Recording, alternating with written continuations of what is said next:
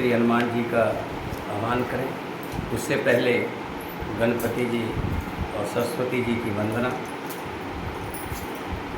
ओम श्री गणेशाय नमः। विघ्नहरण मंगलकर्ण गौरी सुत गजराज, कंठ विराजो शारदा आज बचाओ लाज। हनुमान जी का आह्वान करेंगे। बंधो पवन कुमार खलवन पावक ज्ञान घन, जा हृदय गार बसै राम सर चाप धर। राम कथा के रसिक तुम भक्ति रहे मति धीर, आइए श्वासन लीजिए प्रभु तेज पूंज कपिवीर। रामायण तुलसी कथे कहो कथा अनुसार, प्रेम सहित आसन गो आओ पवन कुमार।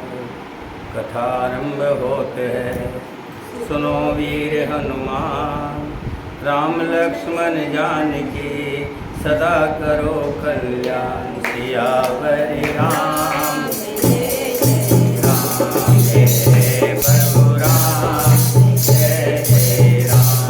सुनो श्री राम जय जय राम, प्रभु राम जय जय राम। मंगल भवन हरहु सुदशरथ अजर बिहारी। श्री राम जय राम बोलो श्री राम जय राम जय जयराम विरज संभारी। हरहु नाथ ममतन श्री राम जय राम बोलो श्री राम। अभी सभा चली रही थी, तभी दूतों ने आकर के बताया जनक जी महाराज आप पहुँचे। तब वशिष्ठ जी ने कहा कि जल्दी लेके आइए, युवा लाइए। उस समय सब लोग प्रेम में मगन हैं। इतने में ही मित्रापति जनक जी को आते हुए सुनकर सूर्य कुल रूपी कमल के सूर्य श्री रामचंद्र जी सभा सहित आदरपूर्वक जल्दी से उठ खड़े हुए। भाई मंत्री गुरु और पूर्ववासियों को साथ लेकर श्री रघुनाथ जी जनक जी की अगवानी में सबसे आगे होकर के चले हैं। जनक जी ने जो ही पर्वत श्रेष्ठ कामदनाथ को देखा त्यों ही प्रणाम करके उन्होंने रथ छोड़ दिया और पैदल चलना शुरू कर दिया। राम दरस लाल साउ छाओ, पथ श्रम लेस कलेस ने काहू। मन तह जह रघुवीर विदेही, बिन मन तन दुख सुख सुध के ही। श्री राम जी के दर्शन की लालसा और उत्साह के कारण किसी को रास्ते की थकावट और क्लेश जरा भी नहीं है। मन तो वहाँ है जहाँ श्री राम जी और जानकी जी है। बिना मन के शरीर के सुख दुख की सुध किसको हो। आवत जनक चले ही भांति, सहित समाज प्रेम मति गाती। आए निकट देख अनुरागे, सादर मिलन परस पर लागे। जनक जी इस प्रकार चले आ रहे हैं। समाज सहित उनकी बुद्धि प्रेम में मतवाली हो रही है। निकट आए, देखकर सब प्रेम में भर गए और आदरपूर्वक आपस में मिलने लगे। जनक जी विशिष्ट आदि योद्धावासी मुनियों के चरणों की वंदना करने लगे और श्री रामचंद्र जी ने सतदानंद और जनकपुरवासी ऋषियों को प्रणाम किया। फिर भाइयों समेत श्री राम जी राजा जनक जी से मिलकर उन्हें समाज सहित अपने आश्रम को निभाए। श्री राम जी का आश्रम शांत स्वरूपी पवित्र जल से परिपूर्ण समुद्र है। जनक जी की सेना समाज मानो करुणा रस की नदी है, जिसे श्री रघुनाथ जी उस आश्रम रूपी शांत रस के समुद्र में मिलाने के लिए लिए जा रहे हैं। इसका भाव समझिए आप क्या है। तुलसीदास जी कहना चाह रहे हैं कि श्री राम जी का आश्रम मानो समुंदर है, कल्पना कर रहे हैं। और जनक जी का जो परिवार आया है वो शांत रस को बताया है समुंदर राम जी के आश्रम को, और करुणा रस करुणा के धाम जनक जी के परिवार को, मानो करुणा नदी जाकर के समुद्र में मिलने जा रही है। बोरत ज्ञान विराग करारे, बचन सशोक मिलत नद नारे। सोच उपास समीर तरंगा, धीरज तट तरुवर कर भंगा। विषम विषाद तोरावती धारा, भय श्रम भवर अरबत अपारा। केवट बुद्ध विद्या बढ़नावा, सकैन खे एक नहीं आवा। बनचर कोल किरारत विचारें, थकें विलोक पथिक ही हारे। आश्रम उदित मिले जब जाई, मनो उठे अवध अकुलाई। शोक विकल दो राज समाजा, रहा न ज्ञान न धीरज लाजा।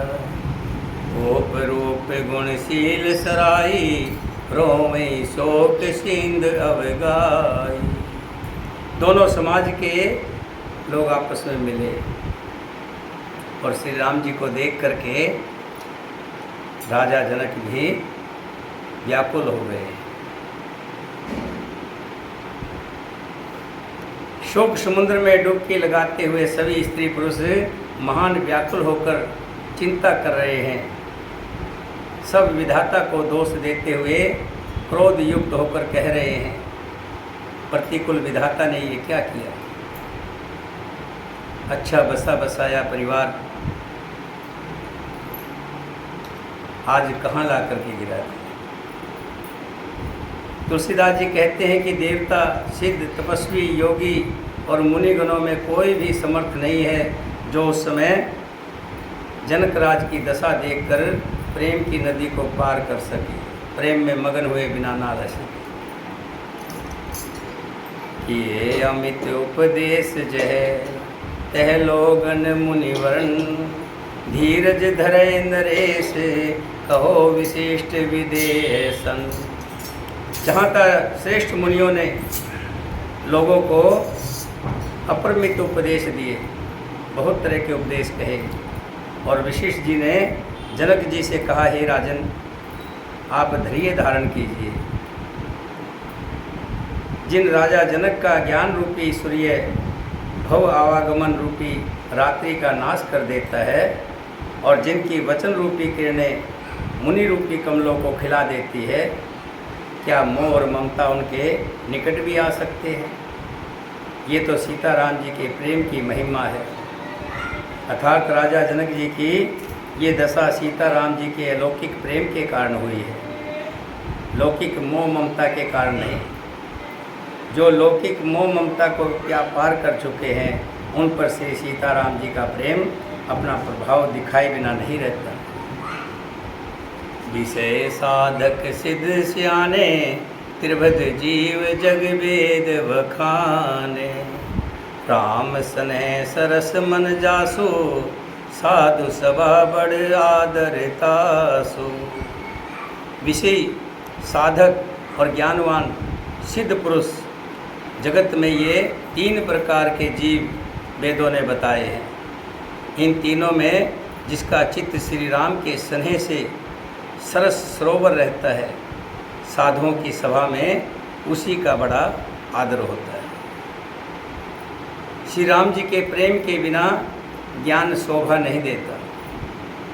जैसे कर्णधार के बिना जहाज अगर जहाज में चलाने वाला ना हो उसकी कोई शोभा नहीं है। इस शरीर में प्राण ना हो इस शरीर की कोई शोभा नहीं है। ऐसे ही हम कथा रामायण पढ़ रहे हैं, भजन गा रहे हैं, अगर उसमें राम का नाम नहीं है तो उस भजन की भी शोभा नहीं है। वशिष्ठ जी ने विदेह राज जनक जी को बहुत प्रकार से समझाया। उसके पश्चात सब लोगों ने श्री राम जी के घाट पर स्नान किया। स्त्री पुरुष सब प्रकार शोक से पूर्ण थे। वो दिन बिना ही जल के बीत गया। भोजन की बात तो दूर रही, किसी ने जल तक नहीं पिया। पशु पक्षी और हिरणों ने कुछ आहार नहीं किया। उनको उपवास से देख करके वहाँ के जो पशु पक्षी थे उन्होंने भी आहार नहीं किया। तब प्रियजनों एवं कुटुंबियों का तो विचार ही क्या किया जाए। दो समाज निमिराज रघुराज नहाने प्राते, बैठे सब वट विटप तरे मन मलिन कृष्ण गाते। निमिराज जनक जी और रघुराज रामचंद्र जी तथा दोनों ओर के समाज ने दूसरे दिन सवेरे स्नान किया और सब बड़ के वृक्ष के नीचे जा बैठे। सबके मन उदास और शरीर दुबले हैं। अब तक 2 मीटिंग हो चुकी है। पहली मीटिंग में वशिष्ठ जी ने भरत जी को बुलाया था और सबकी सहमति मांगी थी कि आप सब क्या चाहते हो, कैसे किया जाए। सब ने कहा था कि श्री राम जी अयोध्या लौट जाए। दूसरी मीटिंग श्री राम जी के पास गए हैं गुरु वशिष्ठ जी और सभी नगरवासी, और अपना फैसला लेकर के गए हैं कि हम सब चाहते हैं कि भरत जी और शत्रुघ्न जी वनवास में जाएंगे और राम जी, लक्ष्मण जी और सीता जी लौट जाएंगे। तीसरी मीटिंग में श्री राम जी ने भरत जी के ऊपर छोड़ दिया। तभी राजा जनक जी आ गए। आज चौथा मीटिंग हो रहा है। चौथी मीटिंग में जनक जी बैठे हुए हैं और जनक जी ने सभी को बुला रखा है। जो दशरथ जी की नगरी अयोध्या के रहने वाले, जो मिथिलापति जनक जी के नगर जनकपुर के रहने वाले ब्राह्मण थे तथा सूर्यवंश के गुरु वशिष्ठ जी तथा जनक जी के पुरोहित सत्यदानंद जी, जिन्होंने संसारिक उदय का मार्ग, परमार्थ का मार्ग छान डाला था, वे सब धर्म, नीति, वैराग्य और विवेक युक्त अनेकों उपदेश देने लगे। विश्वामित्र जी ने पूरी पुरानी कहानियाँ सुनाई। कहकर सारी सभा को सुंदर वाणी से समझाया। तब श्री रघुनाथ जी ने विश्वामित्र जी से कहा कि हे नाथ, कल सब लोग बिना जल पिए ही रह गए, अब कुछ आहार करना चाहिए। यहाँ विश्वामित्र जी कहाँ से आ गए? वशिष्ठ जी की तो बात अलग थी।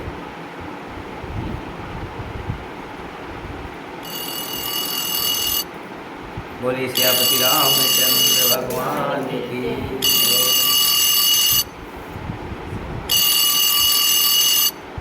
एक बार के लिए जितना राजकुमारी, इसके ऊपर 2 बटन आए होंगे, बंद हो गया, बस ठीक है, रहने दीजिए, रहने। यहाँ पर विश्वामित्र जी तो है नहीं, वशिष्ठ जी की तो मान लिया कि वशिष्ठ जी वहाँ है जंगल में हैं, हो सकता है। सब धर्म, नीति, वैराग्य तथा विवेक युक्त अनेकों उपदेश देने लगे। उधर से राजा जनक जी की तरफ से भी जो आए थे उनमें भी बहुत मुनि थे, धर्मात्मा लोग थे, और इधर अयोध्या से जो आए थे उसमें भी बहुत ज्ञानी लोग थे। ऋषि रुख लख कहते रोति राजू, यहाँ उचित नहीं असन अनाजू। कहा भूप भल सभी सुहाना, पायर जायस चले नहाना। विश्वामित्र जी का रुख देखकर तीर्थराज जनक जी ने कहा, यहाँ अन्न खाना उचित नहीं है। राजा का सुंदर कथन सबके मन को अच्छा लगा, सब आज्ञा पाकर नहाने चले। तेई अवसर फल फूल दल मूल अनेक प्रकार, ले आए बंचर विपुल भर भर कावरी भार। सियावर राम जय जय राम, मेरे प्रभु राम जय जय राम। ओ श्री राम जय जय राम, मेरे प्रभु जय राम। मंगल भवन अमंगल हारी, धरो हरि। श्री राम जय जय राम, बोलो श्री राम। हम दीन दयाल निरज संभारी, करो हम संकट भारी। श्री राम जय राम, बोलो श्री राम जय राम। उसी समय अनेकों प्रकार के बहुत से फल फूल पत्ते मूल आदि बगियों और बोझों में भर भर कर कोल और किरात जो जंगलवासी थे लोग ले ले करके आए। श्री रामचंद्र जी की कृपा से सब पर्वत मनचाही वस्तु देने वाले हो गए। वे देखने मात्र से ही दुखों को सर्वथा हर लेते थे। वहाँ के तालाबों, नदियों, वन और पृथ्वी के सभी भागों में मानो आनंद और प्रेम ओढ़ रहा हो। बेले और वृक्ष सभी फल और फूलों से युक्त हो गए। पक्षी, पशु, भौरे अनुकूल बोलने लगे। उस अवसर पर वन में बहुत उत्साह आनंद था। सब किसी को सुख देने वाली शीतल मंद और सुगंध हवा चल रही थी। वन की मनोहरता वर्णन नहीं की जा सकती। मानो पृथ्वी जनक जी की पहनाई स्वागत कर रही हो। तब जनकपुरवासी सब लोग नहा नहा कर श्री रामचंद्र जी, जनक जी और मुनि की आज्ञा पाकर सुंदर वृक्षों को देख देख कर प्रेम में भरकर जहाँ तहाँ उतरने लगे।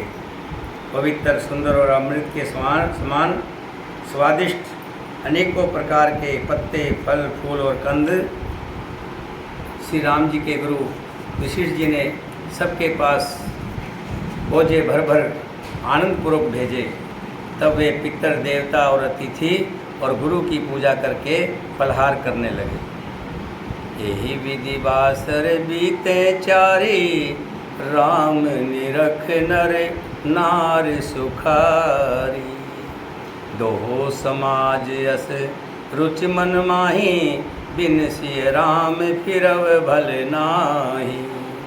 इस प्रकार 4 दिन बीत गए। श्री रामचंद्र जी को देखकर सभी नर नारी सुखी हैं। दोनों समाजों के मन में ऐसी इच्छा है कि श्री सीता जी और राम जी के बिना लौटना अच्छा नहीं है।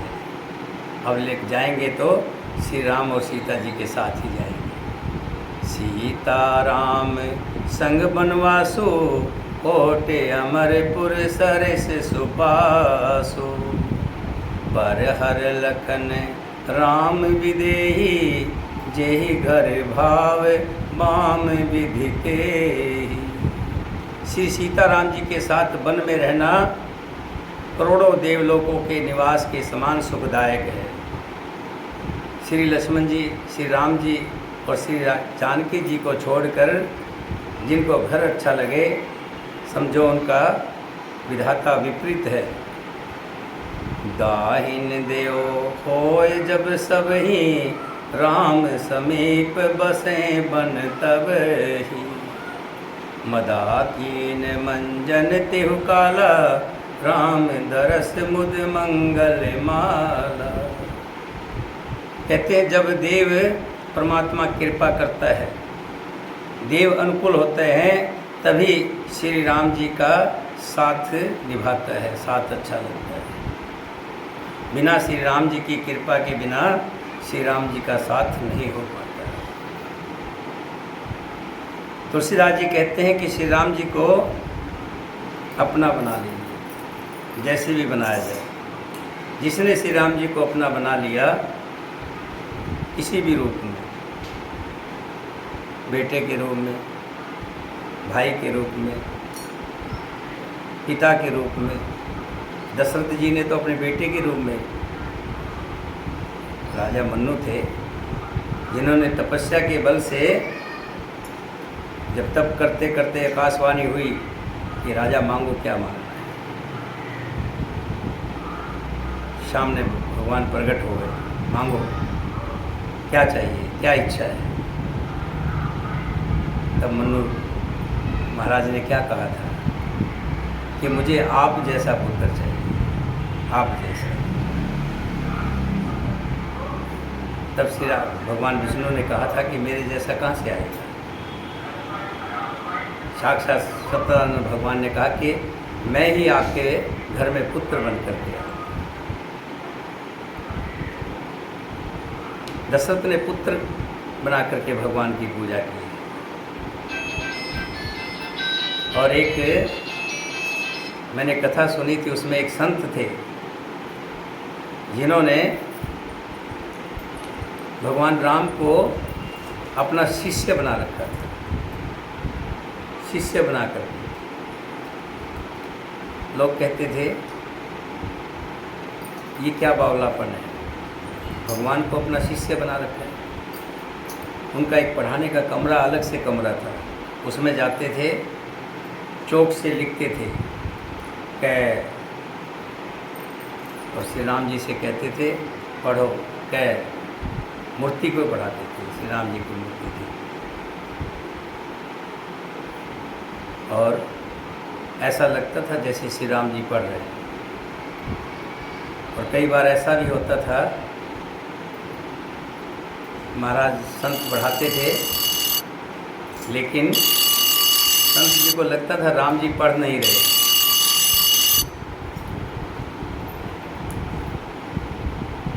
राम जी पढ़ नहीं रहे तो उनके हाथ में एक छड़ी होती थी, वो छड़ी भी दिखाते थे। और कई बार देखते थे कि राम जी रो रहे हैं तो उनको रोना देख करके खुद भी रोने लग जाते थे। ऐसे भाव आते थे। पूरे 4 घंटे पढ़ाते थे, 4 घंटे बाद आते थे बाहर। लोगों ने कहा ये क्या मूर्ख है, मूर्ति भी कभी पढ़ती है तो मंदिर में जाया करो, भगवान से प्रेम है तो मंदिर में जाया करो। कनक भवन में श्री राम जी की मूर्ति है, सीता जी की मूर्ति है, साथ श्री राम जी के ताज बंधा हुआ है। तो कहते थे मैं अगर जाऊंगा कनक भवन में तो मुझे देख करके उनको अपना मुकुट उतारना पड़ेगा, तो मैं गुरु जो ठहरा, मैं गुरु जो ठहरा उनको मुकुट उतारना पड़ेगा और चल करके मेरे पास आना पड़ेगा। इसलिए मैं वहाँ नहीं जाऊँगा। मेरे पास पढ़ने आते हैं, मैं रोज़ पढ़ाता हूँ उनको, लेकिन उसकी बात पर, उनकी बात पर कभी किसी को विश्वास नहीं होता। ये बताते, मैंने वहीं सुना था, जो लोग बता रहे थे, ये ज़्यादा पुरानी बात नहीं है, 30-35 साल पहले की बात है। एक दिन लोग उनको पकड़ करके ले गए, ज़बरदस्ती उठा करके, चलो, दोनों इधर से उठाया, दोनों उधर से उठाया, चले गए। जब सीढ़ी चढ़ रहे थे तो वहाँ से चिल्ला रहे थे कि राम जी मैं आ रहा हूँ, लेकिन तुम सोच मत करना, बैठे रहिएगा, उठना मत। राम जी मैं आ रहा हूँ, ये ज़बरदस्ती ला रहे, मैं आना नहीं चाह रहा था, ये ज़बरदस्ती मुझे लेके आया।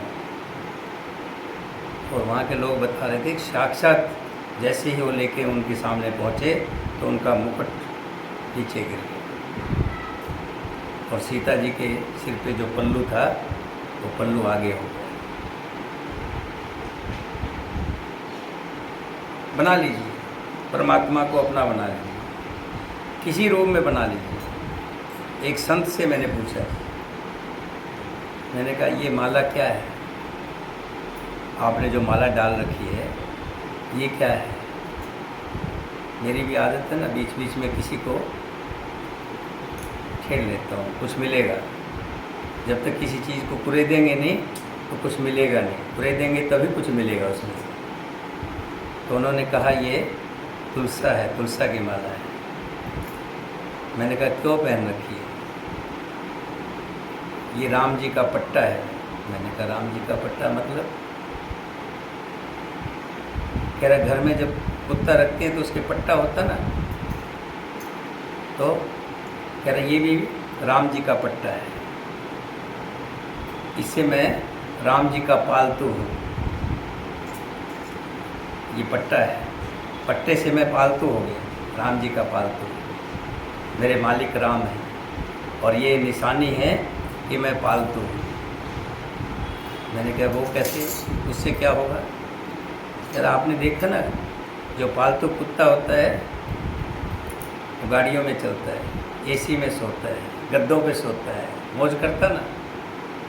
और एक पालतू होता है जो कुत्ता, वो जहाँ जहाँ जाता है डंडे खाता है। तो मैंने अपने राम जी का पट्टा डाल रखा है। अब मैं उनका पालतू हूँ, पालतू हूँ तो मौज भी कर रहा हूँ। भाव देखो कैसे हैं, सुंदर भाव। ऐसे ही विचारों से, भाव से भगवान को कहते हैं किसी भी रूप में आप बना लीजिए, अपना बना लीजिए। यही सुख जोगन लोग सब कहें कहाँ यस भाग, सहज स्वभाव समाज दो राम चरण अनुराग सियावर।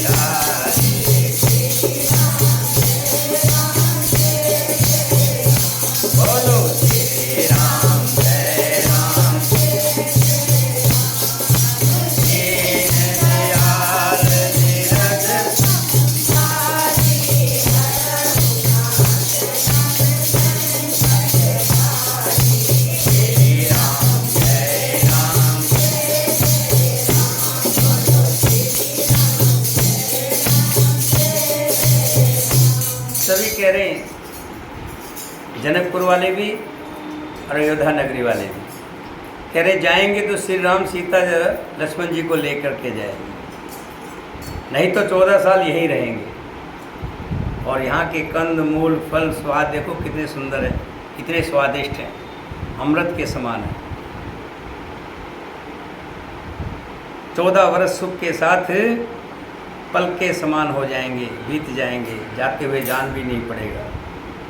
सब लोग कह रहे हैं हम इस सुख के योग्य नहीं हैं, हमारे ऐसे भाग्य कहाँ हैं।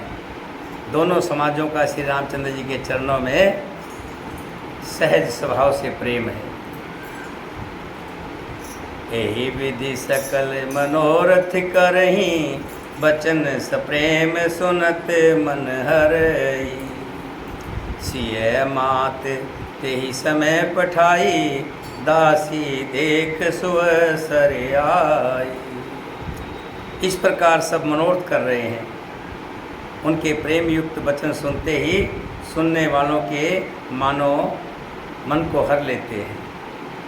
उसी समय सीता जी की माता सुनैना जी की भेजी हुई दासियाँ कौशल्या आदि के मिलने का सुंदर अवसर देख करके आई।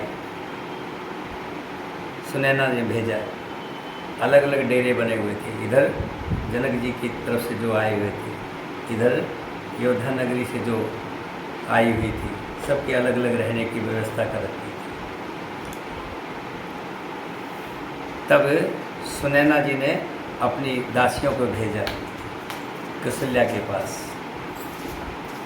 उनसे ये सुनकर के सीता की सब सासुएं इस समय फुर्सत में है, जनक राज का निवास उनसे मिलने आया। जब दासियों ने बताया कि रानियाँ सब फुर्सत में है, अब सब खा पी लिया, आराम कर रहे हैं, तब सुनैना जी वगैरह आई। कौशल्या जी ने आदरपूर्वक उनका सम्मान किया और समयोचित आसन ला करके दिए। समुचित आसन का मतलब क्या होता है? समय के अनुसार।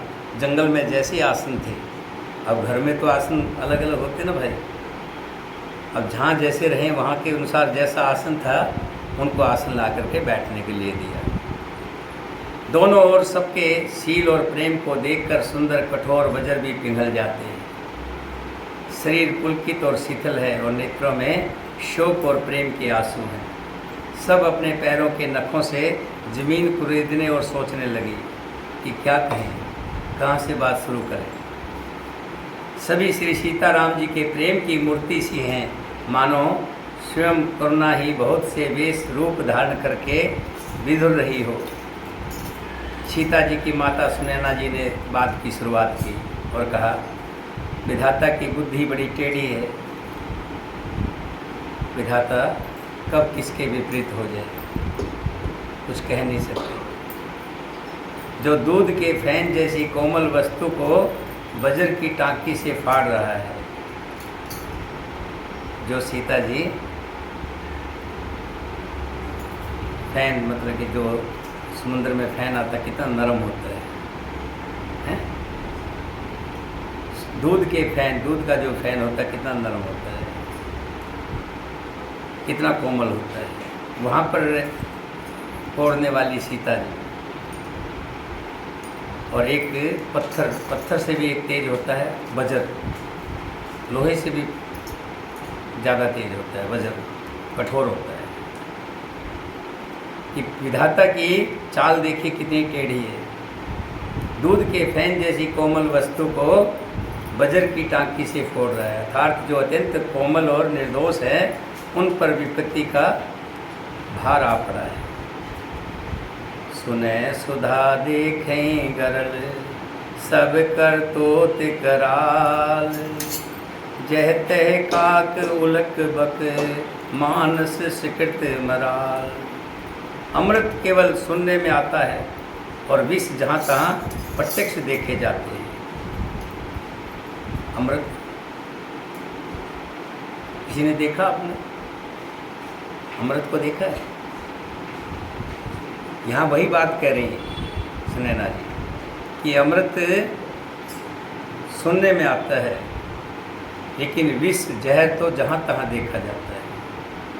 विधाता की सभी करतूतें भयंकर है, जहाँ तहाँ कोए उल्लू और बुगले ही दिखाई देते हैं। हंस तो एक मान सरोवर में ही है। ये सुनकर देवी सुमित्रा जी शोक के साथ कहने लगी, विधाता की चाल बड़ी विपरीत और विचित्र है।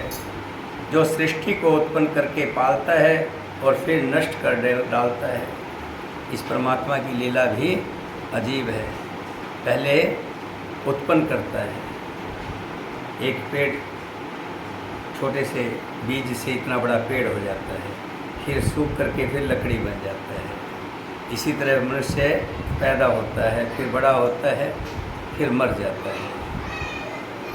सृष्टि को उत्पन्न करता है, पालता है, फिर नष्ट कर डालता है। विधाता की बुद्धि जैसे बच्चे रेत के मकान बनाते हैं, देखा ना, पाँव रख लेंगे, पाँव से उस पर रेत करते जाएंगे, फिर पाँव को निकाल लेंगे तो घर बन जाएगा, फिर थोड़ी देर में उस घर को तोड़ देते हैं। सुमित्रा यही कह रही कि विधाता की बुद्धि भी बालकों के खेल के समान विवेक शून्य है। ये ध्यान रखना, जब व्यक्ति दुविधा में होता है, परेशानी में होता है, उसको ज्ञान नहीं सूझता, उसको लगता है सब कुछ नहीं है, कोई संसार में मदद करने वाला है ही नहीं। उसके मन में कुदरती अंदर से ख्याल आने लग जाते हैं। जो परेशानी में होता है ना, विपदा के समय में वो एक आध लाखों में से एक सहारा बन करके खड़ा होता है। उसको 999,000 में से उस समय में सहारा देने वाले दूर होते हैं, उससे उसके नज़दीक आना नहीं चाहते। इसलिए उसका मन ऐसा हो जाता है कि वो जिसको भी देखता है उसको ऐसा लगता है कि सब बेकार है। यहाँ सुमित्रा भी क्या कह रही है, भगवान भी ऐसा लगता है उनकी बुद्धि नहीं है, बच्चों की तरह बनाता है और फिर ख़त्म कर देता है। कौशल्या जी ने कहा किसी का दोष नहीं है, दुख सुख हानि लाभ सब कर्मों के अधीन है। कर्म की गति कठिन है, उसे विधाता ही जानता है, जो शुभ और अशुभ सभी फलों को देने वाला है। और हम और आप तो अंदाज़ा लगाते हैं, लेकिन सब करने वाला तो परमात्मा है। ये बातें कौन कहता है मालूम आपको? कौन? कौशल्या हैं? कौशल्या कह रही है सुमित्रा को, लेकिन जिसको ज्ञान होगा वही कहेगा ये बातें, ज्ञानवान व्यक्ति कहेगा। कौशल्या कह रही है इसकी आज्ञा सभी के सिर पर है, प्रभु की आज्ञा के आगे सबको सिर झुकाना पड़ता है। कहते हैं तेरा भाना मीठा लागे, कि जो कुछ करेगा उसी को सहना पड़ेगा।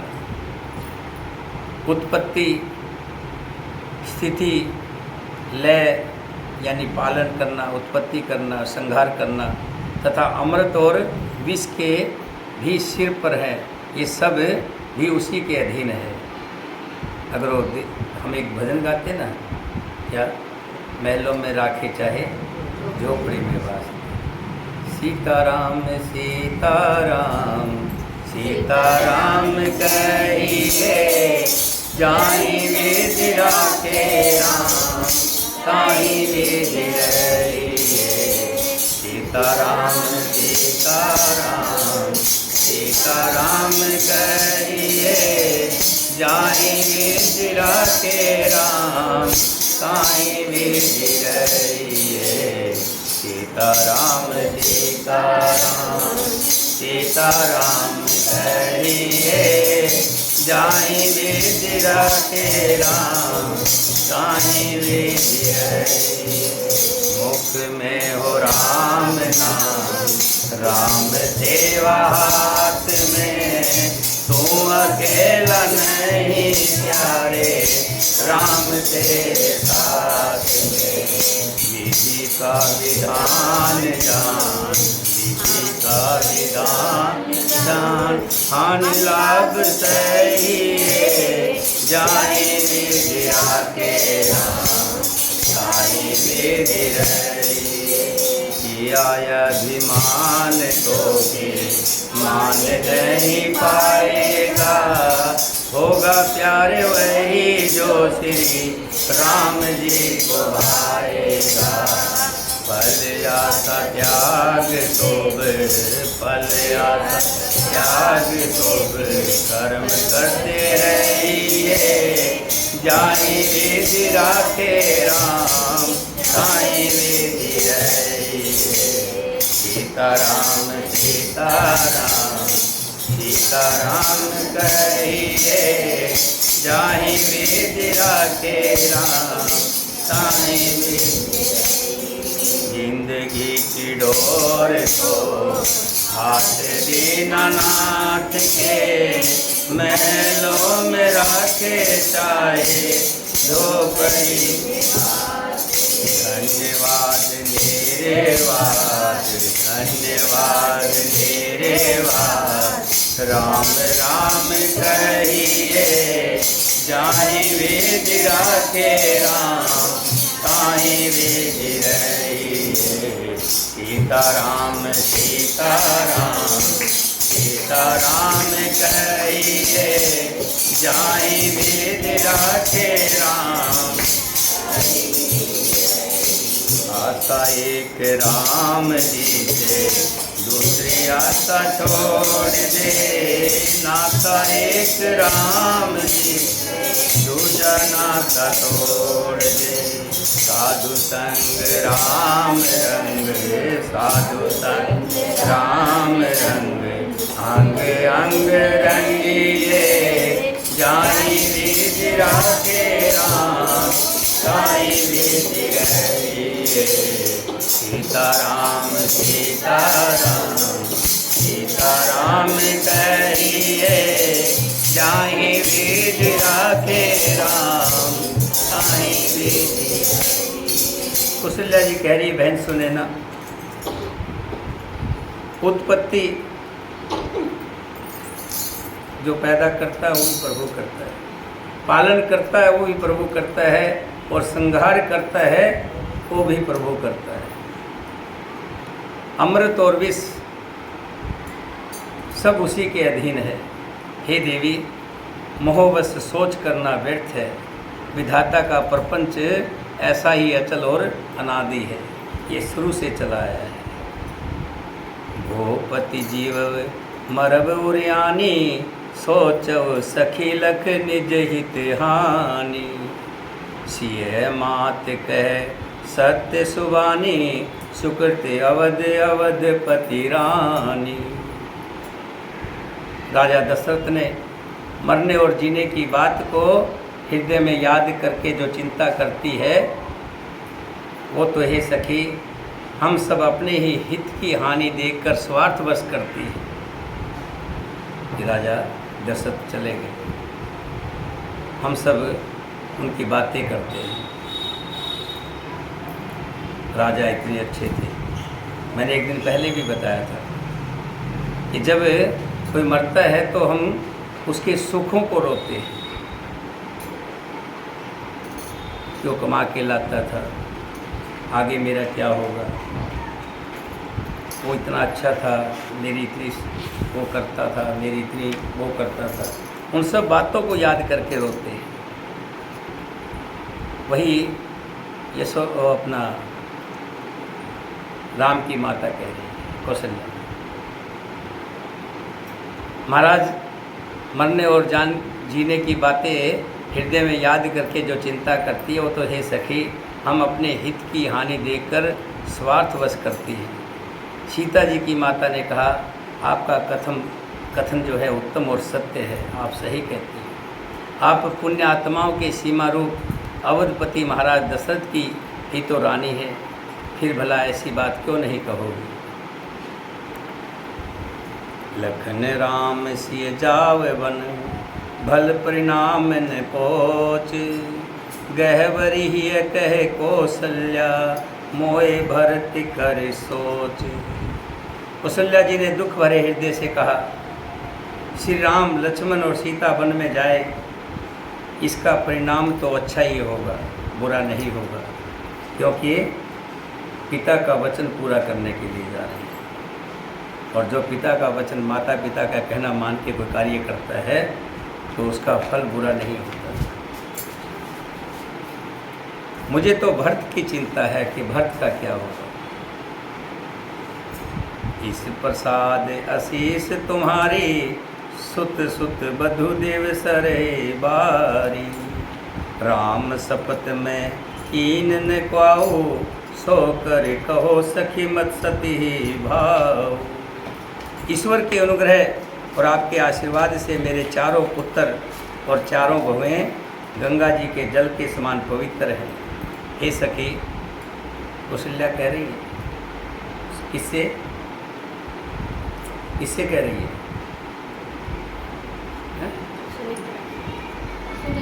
सुने ना,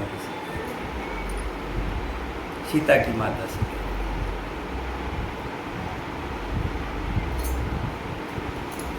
कि मेरे चारों पुत्र और चारों बहुएं गंगा जल के समान पवित्र हैं।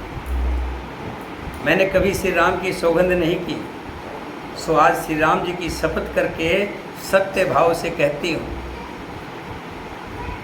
भरत के शील, गुण और नम्रता, बड़पन, भाईपन, भक्ति, भरोसे और अच्छेपन का वर्णन करने में सरस्वती जी की बुद्धि भी हिचकिचाती है।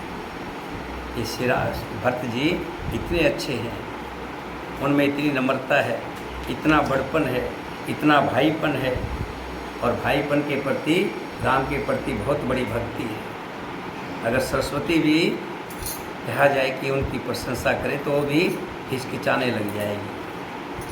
सीप से कहीं समुंदर उलटे जा सकते हैं, मैं भरत जी को सदा कुल का दीपक जानती हूँ। महाराज ने भी बार बार मुझे यही कहा था, सोना कसौटी पर कसे जाने पर और रतन पारखी जौहरी के मिलने पर ही पहचाना जाता है। वैसे ही पुरुष की परीक्षा समय पड़ने पर उसके स्वभाव से ही उसका चरित्र देखकर की जाती है। अनिश्चित आज कहो अस मोरा, शोक सने से आनप थोरा। सुन सर सरी सम पावन बानी, भई सने विकल सब रानी। किंतु आज मेरा ऐसा कहना भी अनुचित है। शोक और स्नेह में शानापन विवेक कम हो जाता है। लोग कहेंगे कि मैं स्नेहवश भरत की बड़ाई कर रही हूँ। कौशल्या जी की गंगा के समान पवित्र करने वाली वाणी सुनकर सब रानियां आंखों में आंसू ले आई। कौशल्या कह धीर धर, सुनो देव मिथिलेश। को विवेक निधि बल भई, तुम्हें सकें उपदेश। कौशल्या जी ने फिर धीरे धर के कहा, हे देवी, हे मिथिलेश्वरी, सुनिए, ज्ञान के भंडार जनक जी की प्रिय, आपको कौन उपदेश दे सकता है। जनक जी तो स्वयं ऋषि के समान है। हे रानी, मौका पाकर आप राजा को अपनी ओर से जहाँ तक हो सके समझाकर कहिएगा कि लक्ष्मण को घर रख लिया जाए और भरत को वन भेज दिया जाए। यदि ये राय राजा के मन में ठीक लग जाए तो भली भांति खूब विचार कर यत्न करें। मुझे भरत का एक सोच है, कहीं भरत कुछ कर ना ले, क्योंकि भरत राम के बिना रह नहीं पाएगा। भरत के मन में गूढ़ प्रेम है, उनके घर रहने में मुझे भलाई नहीं जान पड़ती। ये डर लगा रहता है कि उनके प्राणों को कोई भय ना हो जाए। कौशल्या जी का स्वभाव देखकर और उनकी सरल और उत्तम वाणी को सुनकर सब रानियां करुणा रस में निमग्न हो गई। आकाश से पुष्प वर्षा की झड़ी लग गई और सब धन्य धन्य की ध्वनि होने लगी। सिद्ध योगी मुनि सने से शिथिल हो गए। सारा रनिवास देखकर थकित रह गया, निस्तंभ हो गया। तब सुमित्रा जी ने धीरे धर के कहा, यह देवी, समय बहुत हो गया है, रात बहुत हो गई है। ये सुनकर श्री राम जी की माता कौशल्या जी प्रेम से उठी। बेग पाव धारें थले, कह सने सती भार। हमरे तो अब इस गति, ये मिथिलेश सहाय। सियावर राम मेरे प्रभु राम, जय जय राम, जय जय राम मेरे प्रभु राम, जय राम मंगल भवन दशरथ अजर बिहारी। हे राम जय राम, जय जय राम। बोलो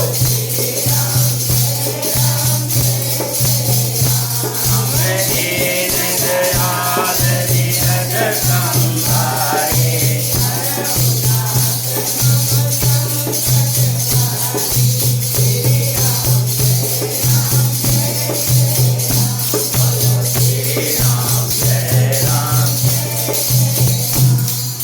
और फिर जैसे सुमित्रा ने कहा कि रात्रि ज़्यादा हो गई है,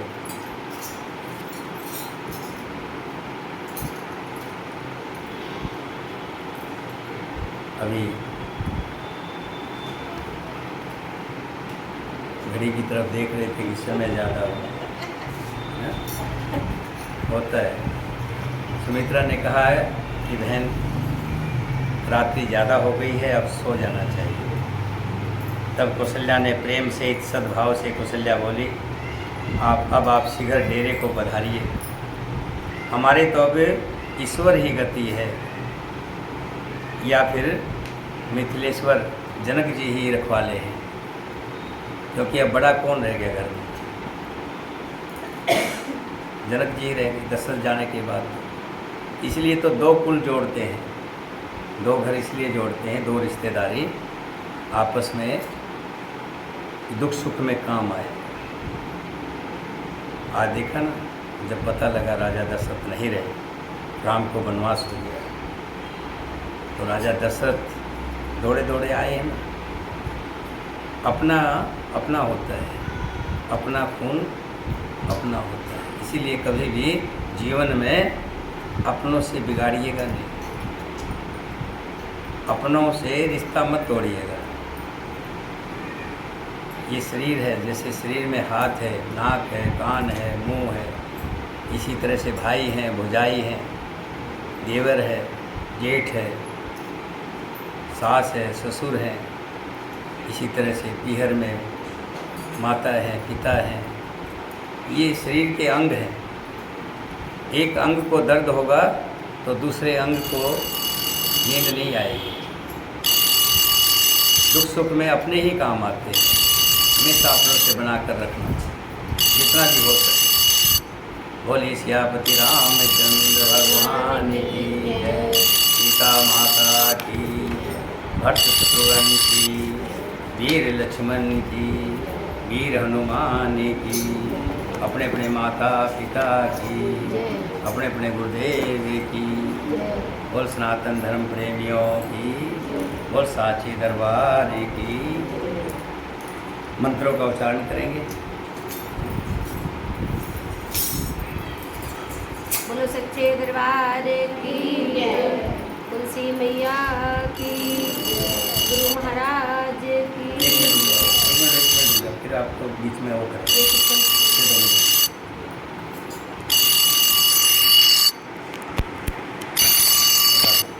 उठा लो।